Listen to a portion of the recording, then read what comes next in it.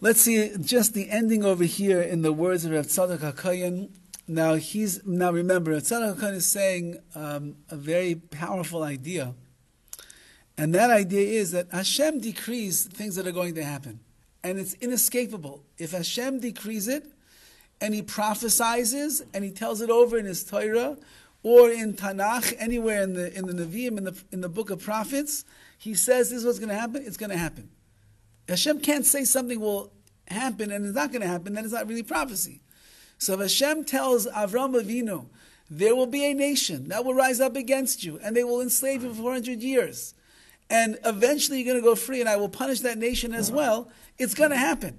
So the Egyptians were already, it was foretold, it's going to happen. There's going to be a gullus, an exile in Egypt, and it's not going to be pretty for the Jewish people.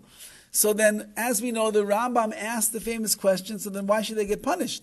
They were just doing the plan of action that Hashem was saying. Why should they get punished? Hashem said, a nation will rise up, they're going to enslave the Jewish people, they're going to get punished in the end. I get punished for fulfilling the prophecy that Hashem already said to Avraham Avinu thousands of years ago. Why should I get punished? So, Rav Tzadok HaKohen says a fascinating idea, and that is that there are times in a person's life where the Yetzer Hara takes over control, the evil inclination, and a person cannot resist what is going on inside of them.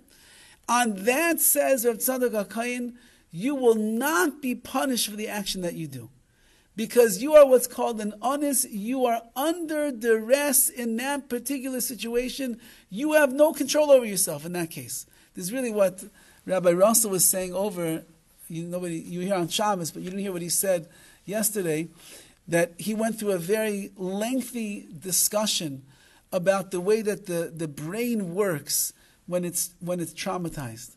And it comes out at the end of the day that all of the kids that are what's called going off the derech, that are no longer really keeping Yiddishkeit the way that they were raised in their house to keep Judaism, those kids that are angry with the rabbis, and those kids that are having problems over here, and the kids that are this, so their brain, because of whatever trauma they went through, whether it was sexual trauma, molestation, whether it was learning traumas that they don't learn the right, their mind's not has some learning issues, whether it was many numerous different things that took place in their life that caused emotional trauma, so their brain literally is not working and functioning normally anymore, and therefore their reactions and their anger and their angst and their everything that they go through, it's not that they really have control over that. And they're what's called anus, they're under duress, or at least karav la'anus, they are close to being under duress, and therefore the crazy and the wild things that they do, they cannot even be held accountable for it, because they don't have control. And that's what Tzadok HaKohen is saying over here. There are certain times in a person's life, the Yetzer Hara is so strong and grabs a person so powerfully, I have no control. And I'm under duress. I just did a terrible sin, I'm not going to punish you, because it was out of your control to do the right thing under the circumstances. However, says Rav Tzadok HaKohen, even if the Yetzer Hara is very strong, but if you then begin to attach your own motivation, and you extract your own pleasure from that which was taking place, and you put your own effort into what's going on that, says HaKadosh Baruch Hu, you're not under duress. If it's grabbing you, and you have no control, and you get sucked in, and at the end of the day you look back, whoa, what did I just do? Okay, so you're under duress. But if while it's happening that you are fulfilling the prophecy that HaKadosh Baruch Hu decided there will be a nation that will rise up against the Jewish people for 400 years, and there's nothing you can do about that, but then you're going to invest cruelty, you're going to invest harsh behavior, you're going to invest insidious ways into that Hashem didn't prophesize, that's up to you. For that you're going to get punished. And that's why the Egyptians, even though there was already prophesied, there's going to be a nation, and they are going to rise up, and they are going to do terrible things to the Jewish people, but they invested so much of their wickedness into that, for that they have to get punished. You cannot avoid that. So on one hand, there's something called an onus, which means that you are under duress. And if you're really under duress and you're not involved in it at all, then we say, you know what? You're exempt from that, whatever sin you did. But if you invest yourself into it and you put your thoughts into it and you put your mind into it and you put your desires into it, even though that it's already programmed that this is going to happen, now you're going to be held accountable. And that's why the Egyptians were held accountable for what they did. Because, the sin of the Yetzer Hara is such a thing that is powerful in and of itself. But when you invest yourself, you can no longer claim that you are, like when they come to court, and the guy he's like a mass murderer, and then they start coming up with all the claims. Well, he came from a broken home, and his mother was a drug addict when she was pregnant with him, and the father had 13 women that he was a mistress with, and he grew up in violence. So what do you expect from the guy? And he grew up with Fortnite. Like, what do you expect from the guy? So now he's 25 years old. He's a recluse. He's sitting in the home watching the internet all day long. He hates the world. He hates himself. He hates everybody. So he could go to the pawn shop. He bought himself a sawed-off shotgun, and he blew away 16 people. What do you want from the guy? So now the court has to decide. Well, was he really under duress? Like, is it really true the guy had no control over himself? He takes a sawed-off shotgun, walks into a school, kills 16 kids. He really had no control over himself? Is that the next thing? So you have a hard life. So your mother's a drug addict. So your father is a thief. So you're a recluse and you're playing Fortnite all day long. So is that the next step? Go and kill 16 people? Like, is that the under duress? Like, I have no control over myself? So you have to be a big person to be able to say that person had no choice. Like, of course he's going to go and kill people. Of course. So the Rav Tzadok HaKohen is saying that there is things that have been determined already from beforehand, and you cannot escape that. But how you're going to deal with this situation, that's still up to you. How you're going to invest yourself in it, that's still up to you. You're going to enslave the Jewish people, there's no doubt about it. But you're going to be cruel and vicious and harsh and do the most wicked of things, like take babies and stuff them into the walls of the pyramids or the cities that you're building because you ran out of bricks? And take the babies and throw them into the Nile River and kill all the boy babies and just like that? Or you're going to just do your job, put them under slave labor, build a few pyramids and call it a day? What are you going to do?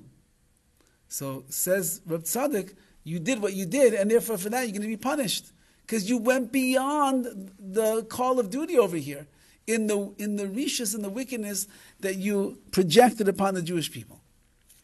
Now, so he concludes like this. Now, when Hashem predicts that the Jewish people will arise in sin, he's predicting that there will be some who will sin for their own pleasure, and that will be the accountable element. Hashem predicts that the Jewish people are going to get into bad shape and they're going to sin against Hashem, and therefore there's going to have to be there's going to have to be a punishment that will come to them. So says Rav Tzadok HaKohen, and there's going to be these Egyptians that will rise up against the Jewish people, and they will do the wrong things over here. So since that they sinned for their own pleasure, they were sadistic, and they got pleasure watching the Jewish people suffer and pain. The Nazis, what you think the Nazis, let's say, it's hard to understand, but let's say that it was decreed in Shemaim in the heavens that there's going to be a Hitler, there's going to be a Nazi Germany, and they're going to come and wipe out 6 million Jews. Let's just say. So, did they have to do everything as sadistic and as wicked and as evil as they did? Did they really have to kill 6 million Jews in gas chambers? Did they have to hit people and beat people and shame people? Did they have to kill babies in front of their mothers and mothers in front of their children? Did they have to do that? That they didn't have to do. What did they have to do? Whatever it was, the decree was in heaven that was falling upon the Jewish people, that much they had to do. More than that, they don't have to. And for that, they're going to be burning in Gehenna for the rest of their lives. They'll be burning down there forever because of how sadistic and how wicked they were. Says Reb Tzadok, therefore, you're held accountable. Those who sin because of the force of the Yetzer, but if somebody sins because the Yetzer, the English is very strong, that they will not be able to resist and extract no more from their sin than is forced, I can't resist. My Yetzer is so strong. I'm going to walk into that restaurant. I'm going to eat the tray. That's all I can do. The Yetzer is grabbing me in there. But he doesn't do anything more than the Yetzer Hara convinces him to do. Not held accountable. That's a major thing that he's saying over here. Now, don't use this as like, wow, Yetzer Hara, what can I tell you? I had no control today. I just couldn't hold myself back. What do you want from me? That's not what he's saying. He's saying that there are things that will take place in history and things that will take place in a person's life where in fact the Yetzer Hara is going to be very strong and pulling on a person, and it will get them to do something. If you do not invest yourself into that action, you will not be held accountable. If you invest yourself in and you're trying to do things to get more pleasure and derive more benefit and get more out of it, then for all of that you did of yourself, on that you'll be punished. And this was the real chiddush that Rabbi Russell was saying yesterday.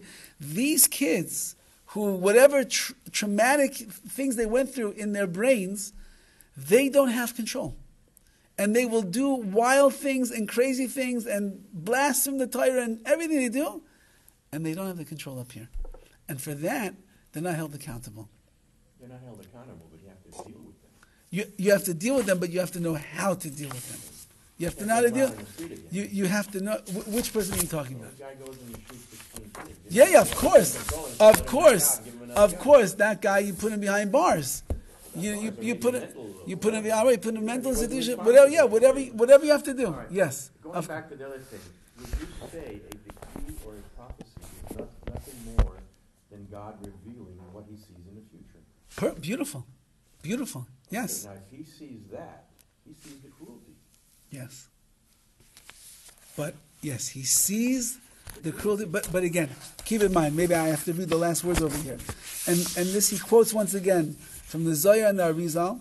In the place where there is knowledge, there is no free will. But Hashem created a place in which He has given man free will. Which means that He made it that this is going to happen. You cannot escape that. But how it's going to play itself out, HaKadosh Baruch Hu, so to speak, like He leaves the space for man to make his own decision how He's going to do it. But He can still prophesy that it'll be very cruel. He could. Because He already sees it. He could if He wants to. If He wants to, but He leaves it up to us. Okay. He leaves it up to us. Again, that's the paradox, but He's leaving up our involvement in this situation that He already prophesied. That much He leaves up to us. Okay, He doesn't reveal that point, but He already knows it's going to be a cruel thing. Okay. But He only knows it's cool because I chose, and He already sees in the future what I'm going to choose. Yeah. No, because right now He's watching what I'm doing right now. Yeah. He already sees it. Yeah. Okay, so we're still at the paradox. We'll see next on Wednesday. I believe is the last opinion that he brings from HaKohen Wasserman, and then he leaves us with I guess food for thought. Okay. Tats? We'll have to see. Let's see. I don't want to ruin this.